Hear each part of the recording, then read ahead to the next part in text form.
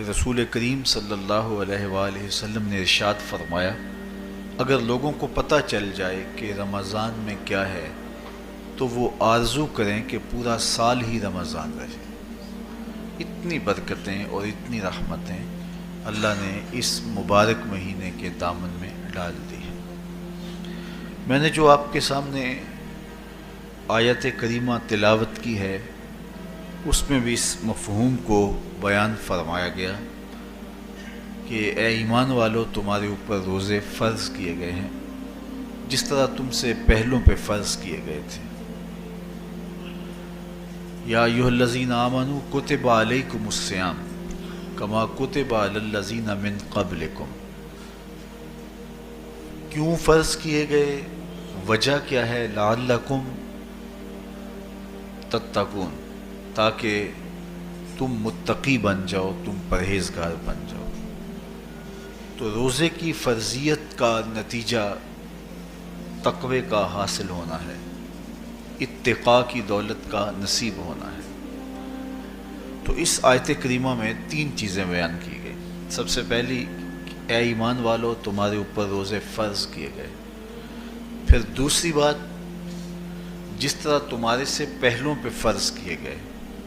اور تیسری بات، تاکہ تمہیں تقوی کا نور نصیب ہو، تمہیں اتقاء کی دولت نصیب ہو۔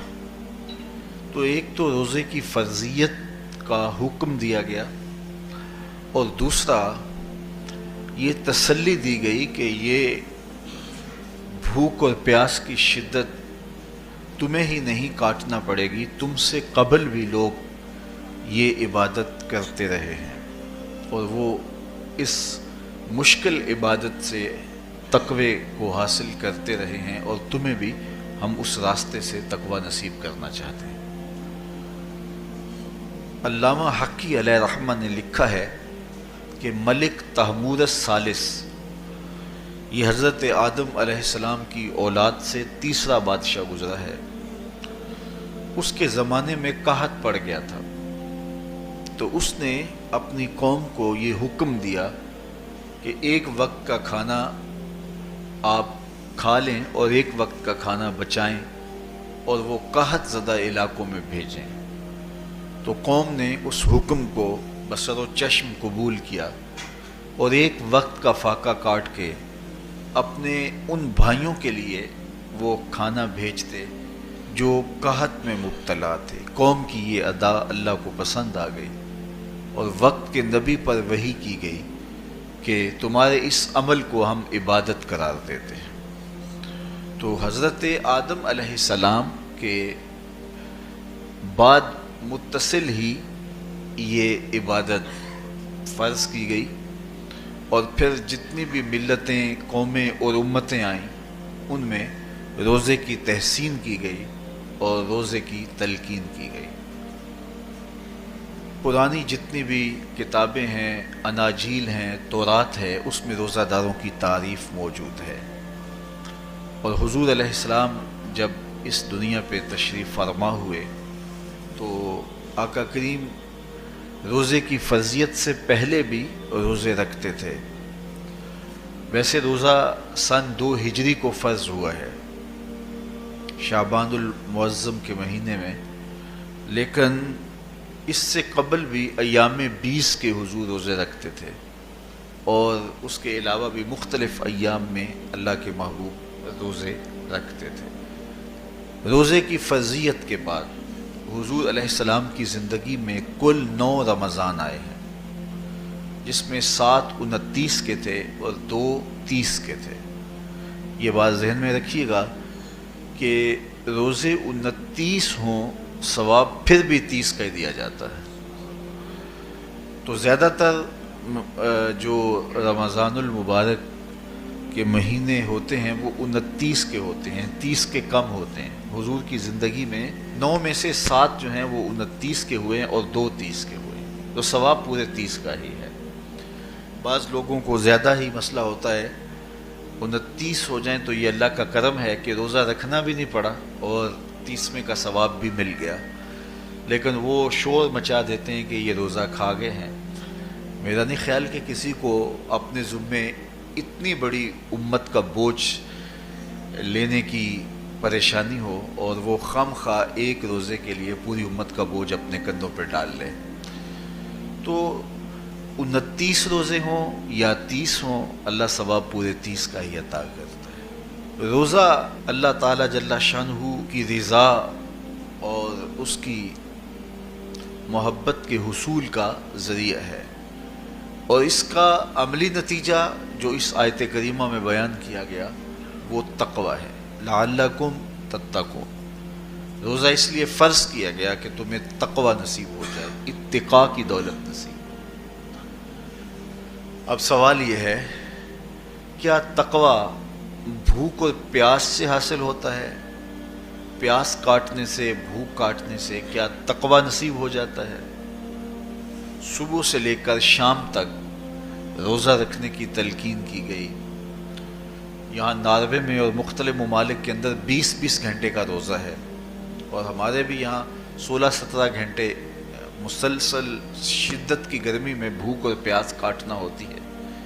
تو اتنا طویل دورانیہ جو بھوک اور پیاس کاٹی ہے، اس کا مقصد رزق بچانا نہیں ہے، بلکہ وَيُزَادُ فِيهِ رِزْقُ الْمُؤْمِنِ.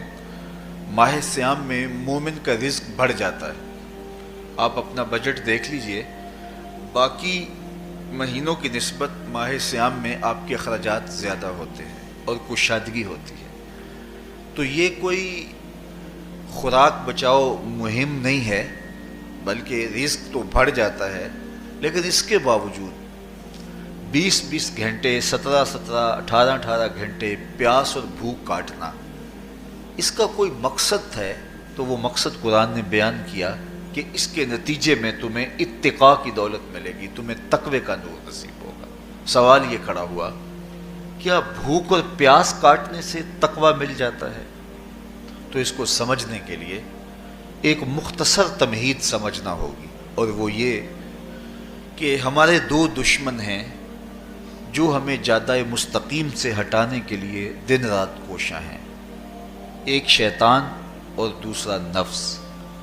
یہ 2 دشمن ہیں جو ہماری متاع عمل، ہمارا خلوص، ہماری للہیت، ہمارا باطن لوٹنے کے لیے ہر وقت مستعد اور فعال رہتے ہیں.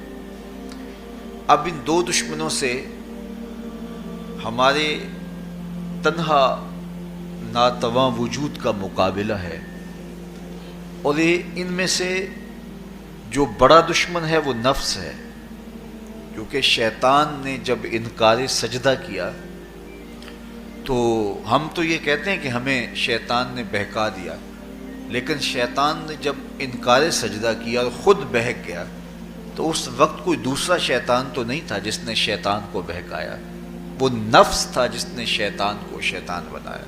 اس نے اندر سے کہا انا خیر منہ، میں بہتر ہوں.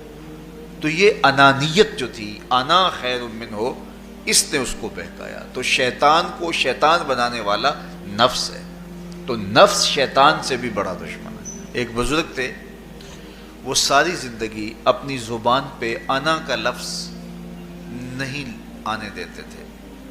اس مفہوم کو بیان کرنا ہوتا تو وہ الفاظ دیگر بیان کرتے. میں کا لفظ، انا کا لفظ وہ اپنی زبان پہ ساری زندگی انہوں نے جاری ہی نہیں ہونے دیا.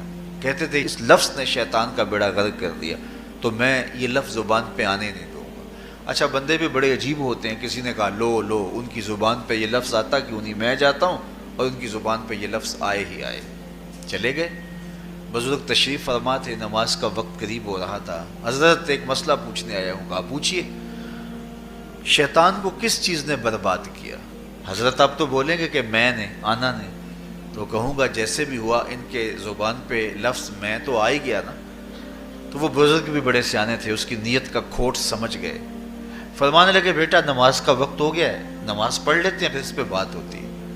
نماز ہوئی، سلام پھرا تو خود ہی فرمانے لگے کسی نے کہا تھا کہ شیطان کو کس چیز نے برباد کیا، جواب دینا چاہ رہا ہوں کس نے پوچھا تھا. جھٹ کھڑا ہو گیا، میں نے. کہا اسی چیز نے اس کا بیڑا غرق کر دیا. تو جو نفس تھا وہ شیطان کو شیطان بنانے والا ہے. تو ہمارے ساتھ نفس بھی لگا ہوا ہے، ہمارے پیچھے شیطان بھی لگا ہوا ہے. شیطان بھی بڑا مکار دشمن ہے، چھوٹا دشمن یہ بھی نہیں ہے۔ یہ ہماری متاع عزیز کو، متاع ایمان کو، متاع عمل کو، متاع خلوص کو لوٹنے کے لیے دن رات مستعد اور فعال رہتا ہے۔ اللہ کے محبوب نے فرمایا الشیطان جاسم علی قلب ابن آدم فاذا ذکر اللہ خانس واذا غفل وسوس۔ شیطان اولاد آدم کے دل پہ قبضہ جما کے بیٹھ جاتا ہے، جب یہ اللہ کا ذکر کرتا ہے تو بھاگ جاتا ہے، اور جب یہ اللہ کے ذکر سے غافل ہوتا ہے تو یہ وسوسہ اندازی کرتا ہے۔ تو شیطان اولاد آدم کے دل پہ قبضہ جماتا ہے، اسے پتہ ہے کہ دل قابو میں آ گیا تو پورا بدن قابو میں آ گیا، چونکہ میرے اعضائے بدنیاں میرے دل کے تابع ہیں۔ موسم اچھا ہے، رت سہانی ہے، صحن چمن میں پھول کھلے ہیں، لیکن میرا دل نہیں چاہ رہا تو ٹانگیں جنبش ہی نہیں کریں گی۔ مرغن غذائیں سامنے پڑی ہیں اور آپ کا تقاضا ہے کہ جناب لے لیجئے، لیکن میرا جی نہیں چاہے گا تو ہاتھ جنبش نہیں کریں گے۔ آسمان ستاروں اور کہکشاؤں سے بھرا ہوا ہے، جی نہیں چاہے گا تو نظر نہیں اٹھے گی۔ آپ سماعتیں بچھائے بیٹھے تھے، جی نہیں چاہے گا زبان نہیں بولے گی۔ تو پورے آزاد دل کے تابع ہیں، اور اگر دل شیطان کے تابع ہو گیا، اس کے ہتھے چڑھ گیا، تو پھر اعضاء وہی کریں گے جو شیطان چاہے گا۔